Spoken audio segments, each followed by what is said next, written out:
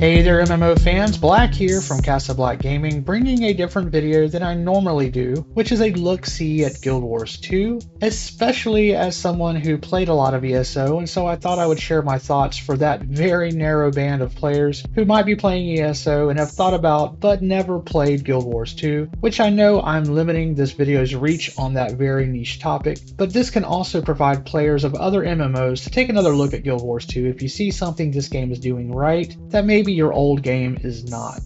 My content and gameplay time consists mostly of MMO and survival games, and so at any given time, those are the games that I'm playing. And with my recent time in ESO having not been so favorable, at least I'd say probably in the last year, I decided to try out Guild Wars 2 again for the first time in over a decade. This video will specifically be from the point of view from an ESO player and a few other MMOs who has tried out Guild Wars 2 almost for the first time because frankly, when Guild Wars 2 first released, I pre-ordered it, played it for maybe a weekend, and might have hit level 10 and then gave the account to my daughter, who has played it pretty consistently since then. But she's been more of a casual fan of the story who has taken longer breaks between the expansions than someone who actually plays it every month. I had zero interest in the game this entire time other than to be glad it was still moving forward with updates because let's face it, there's not enough MMOs in the world. Alright, so before I get into how and why I tried Guild Wars 2 again, and also how my first week has gone, let me first ask that if you like this video and want to know more about my time in Guild Wars, and also if you want me to put out some guides on Guild Wars 2, let me know down in the comments what you think a new player who has come into the game now might need to know. I know that there have been a few things I would have liked to see as a new player who has been looking for info on this game, with many guides having been put out months ago. It can sometimes be hard to know what is still relevant, so I'll gladly fill that need if there's an interest.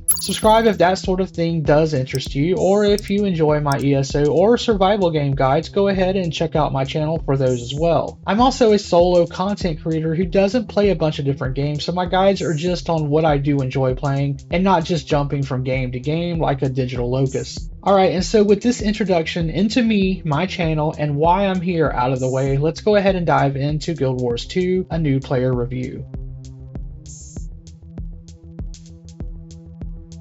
So after a decade away, what made me try Guild Wars 2 again? It's kind of a combination of a few things. First and foremost, I've heard about the game getting another expansion, to which my daughter was excited for and whom has shouted the game's story praises for many years now. I'm not a fan of just story though. I usually get into a game's story only through a lot of gameplay time and only as I start to feel some sort of connection with the world or some of the characters that I've encountered. I then pay more notice on a fresh reroll and play for the story at that point. The only time this has not been true is for Lord of the Rings Online, where I chose that game based on my love of Tolkien, and so I paid extra attention to everything there. With Elder Scrolls Online, I did not get into that game for the story since I'm not a single player gamer. I never played any of the Elder Scroll games until ESO, and only got into the story because my son who plays Skyrim would inform me about the many characters I would run into throughout my time on ESO, and so as things started to sink in, I started paying more attention to the lore and grew to enjoy it. For me, solid gameplay is what first keeps me playing a game, and how different Guild Wars 2 was in terms of combat back when I tried it and the skills compared to what I was used to at that time, which was Lord of the Rings Online. It was just such a big difference that it was a turnoff. At that time, I was not able to appreciate an MMO that offered dodging or various skill specs with limited bar space over just having a single spec character that had more than 30 skills on a bar at any given time. I felt like I was being constrained, and I was not a fan of that, not realizing that being able to switch specs more often, even with less skill bars, was something I would grow to enjoy, which I learned to enjoy from ESO. Now before you tear me up in the comments below, just know that was over 10 years ago, and I've since then played quite a few games where I no longer feel that way. It's called growth and owning up to being wrong, which I know is a foreign concept for many gamers out there, but I was wrong. So, with the new expansion and me missing a good MMO to play, especially on the fantasy front, I saw Guild Wars on sale during the Steam Summer Sale and went to the Guild Wars site and decided to give it a whirl, now ready to give it a legit chance, but still not expecting much and kind of concerned for some of the similarities that it might have with ESO that I've heard about, but nothing definitive.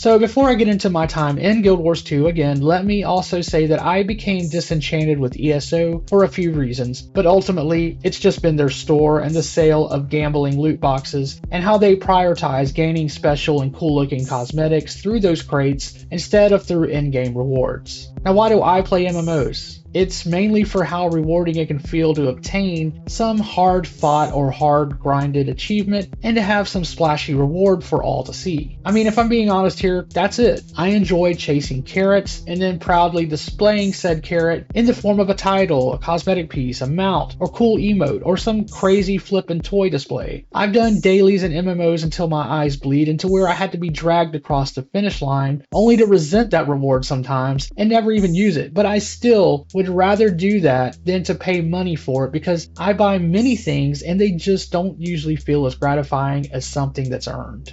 ESO has a very serious lack of reasons to grind when it comes to the best looking or sparkliest mounts. Not only that, but you're not even guaranteed to receive the thing you want most from a money bought and paid for item. You could literally spend hundreds of dollars on gambling crates because you want that dark goat that looks like it swallowed a galaxy and yet never get it, except unless you were to grind out 9 months worth of daily endeavors, which, okay, let's think about that for a moment. 9 months. Now in 9 months you could grow an entire human being inside of a womb and that human be born, and at that same time you could also give birth to a time sink mount that took you 9 months of little constant daily repetitive bullshit quests that aren't hard to do, but if time is money, I mean Jesus, it takes you 15 minutes a day to do those endeavors, times 7 days a week, times roughly 39 weeks in that 9 month span. You're looking at almost 4,100 minutes divided by 60, which equals like 68 hours worth of time spent to get enough endeavors to get the amount you want. Coincidentally, you could multiply your hourly wage by those hours and then take that money and spend it on crates, and I bet you still wouldn't get the mount that you want. Plus, the mount you want once you finally get those endeavors is probably not going to be on the store available for you to spend those endeavors on, so you might be waiting even longer to get the mount that started you off on that whole whirlwind grind to begin with. Just ask my wife, who's been waiting for the cat that shoots butterflies out of its ass,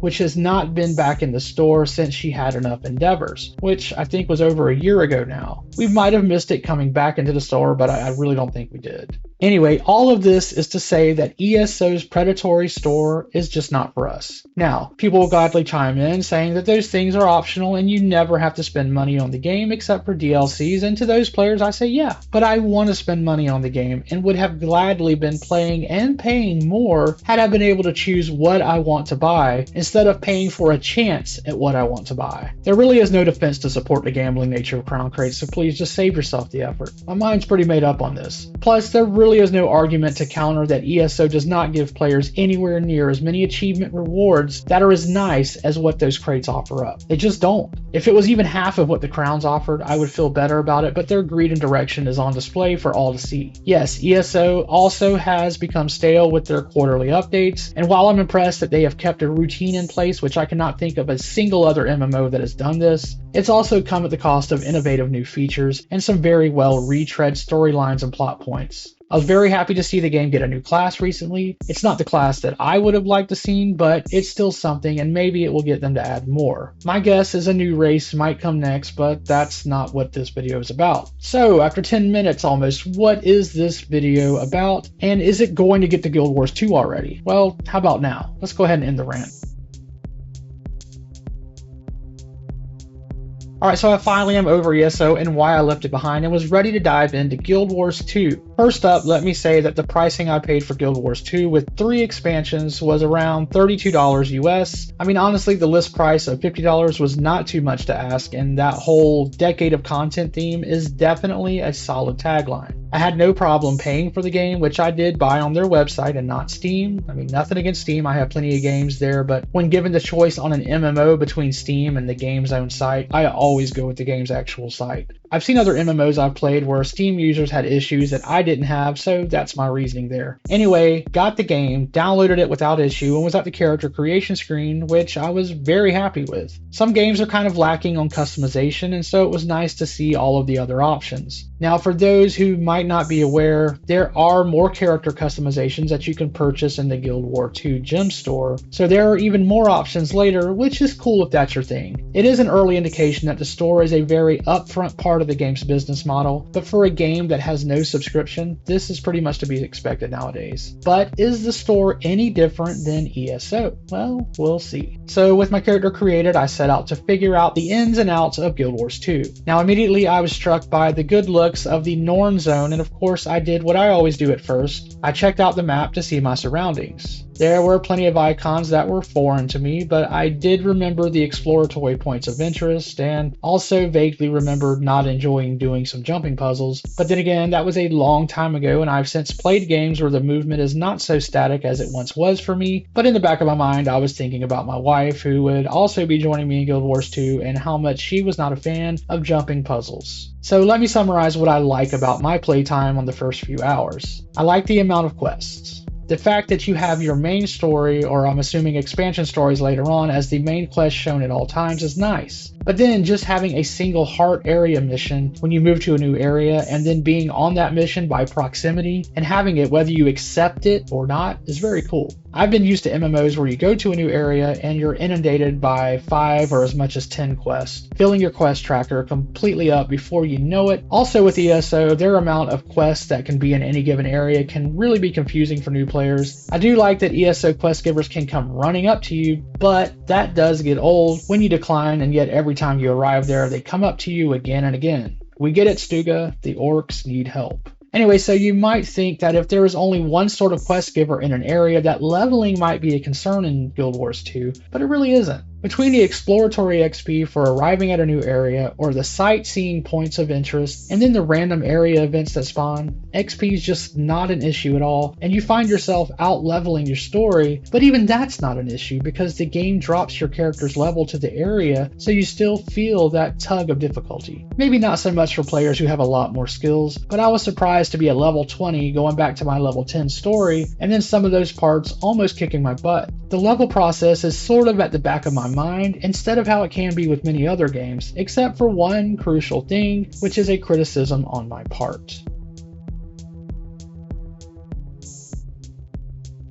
Any review must have something that the reviewer does not like, and for me, that is the gating of some features behind the end-game level or story. Now, for some players, this is not an issue, and depending on the feature, it can be appropriate, such as advanced class features, etc. And I'm okay with that. But, and this is going to seem kind of minor for some people, but I really like fishing in games, and for the fishing to be gated behind what I'm assuming is part of the story for Guild Wars 2 just kind of sucks, because as I've been traveling around the world, I come upon a bunch of fishing holes, and fishing is one of those things that will totally sell my wife on a game, and having to wait to get one character up to 80 just to partake in it is kind of a misstep in my opinion. Now, this is before I've unlocked it, and I'm sure that once it's unlocked, it's probably unlocked for all of your alts that go through and level. But if you want me to take my time on a first playthrough, but then yet gate a feature I'm already looking forward to behind not only reaching level 80, but also needing to go through the other stories first, if I'm invested and want to do them in order, that kind of makes me want to level up fast. I don't know, maybe it's fine and I'll definitely come back with an afterthought once I've unlocked it, so I'm willing to admit this gripe is unjustified. Now, without spoiling anything, tell me what you think down below. As far as other features that might come in handy at a lower level, I really do not know yet. I know that the mounts get more functionality like jumping higher or flying, and there's also gliders which look cool, but I'm okay waiting on those as my daughter keeps telling me they had to wait years for such extravagances, so who am I to be so spoiled? I was happy that an alt I made had access to their mount before level 10 like my initial character, so that was cool. I guess you need something to work toward though, so the fishing will be a worthy carrot for me to chase.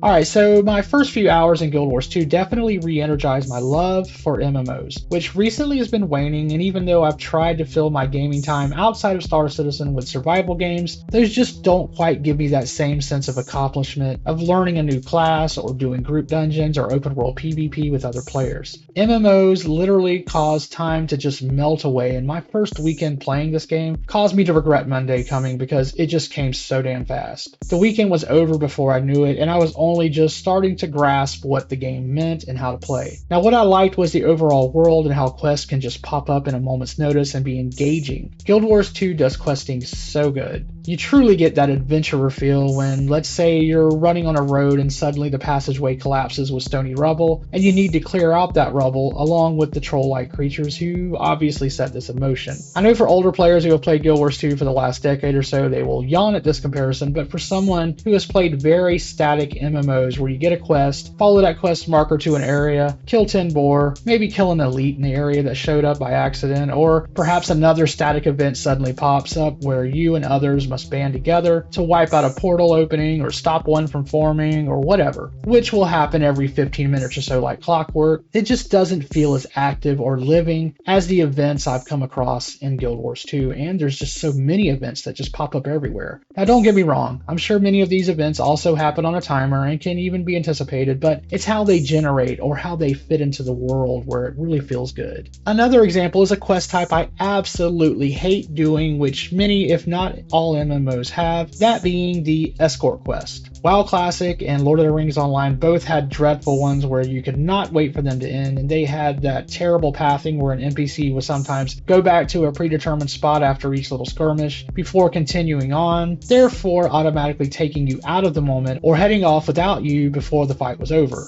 Now with Guild Wars 2 and the few supply wagons I've encountered on the road, these seem to be smoother and not as annoying, and I think more believable. Having to clear road debris or hear the NPCs giving out solid advice on what to expect next, or to get ready, just makes the whole mission type feel pretty engaging and fun. I would say the missions and events that I've done so far have been my favorite part. I enjoy the larger world boss type of gatherings and have been surprised to see how many people show up and help out with these, even in some of the low level places. In fact, I've been really surprised to see how many players are in low level areas or out questing. There are some games, even WoW Classic, where I did not see a lot of people at times in low level areas, and I think it's because of these dynamic events as well as some of the dailies that players can do. But I will save some of those topics for another day, as I've just started getting into some of those features only now.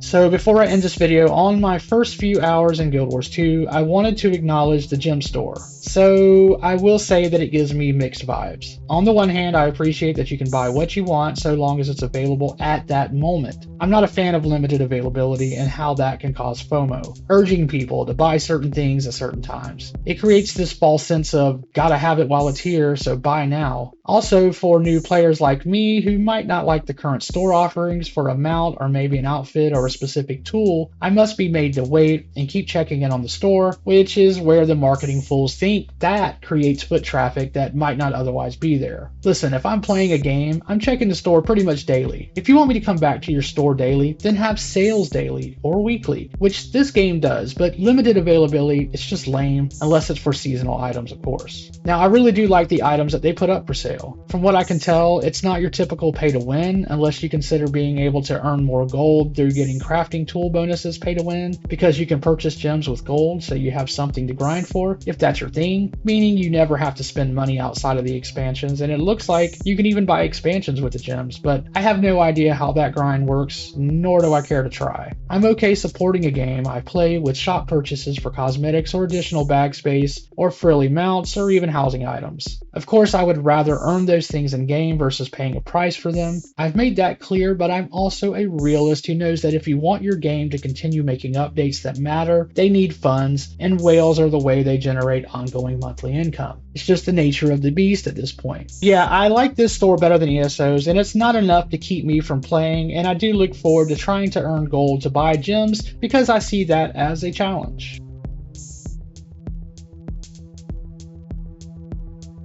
Alright, and so that is going to do it for this video with my unasked for take on Guild Wars 2. I'm looking forward to playing this game more and getting to 80 and seeing this story that my daughter keeps going on about. I've made a few alts now just to see some differences. Now I must say that I enjoy some of the Sylvari storyline, but not so much the Azura story. I do not like playing human characters, so no idea if and when I will try those. I just got into the Norn, which I do like me some Viking-like races. The Char kind of interests me, but I'm not a fan of their visuals, especially after really liking the Khajiit and ESO. I don't know, that whole head-hanging hunchback thing is just not really appealing to me, but maybe I can make one look like I want. Overall, I know this video is nothing new for the people who have been singing the game's praises, but I hope it can help those who are burnt out on other MMOs give this game the fair shake it deserves. I'm kind of kicking myself for not sticking with it or ever coming back before now, but I'm here now. Anyway, I like to end my videos on a positive note, so be kind to your fellow gamer. It's okay to be wrong, and really okay if you admit you're wrong, and stay positive, gamers.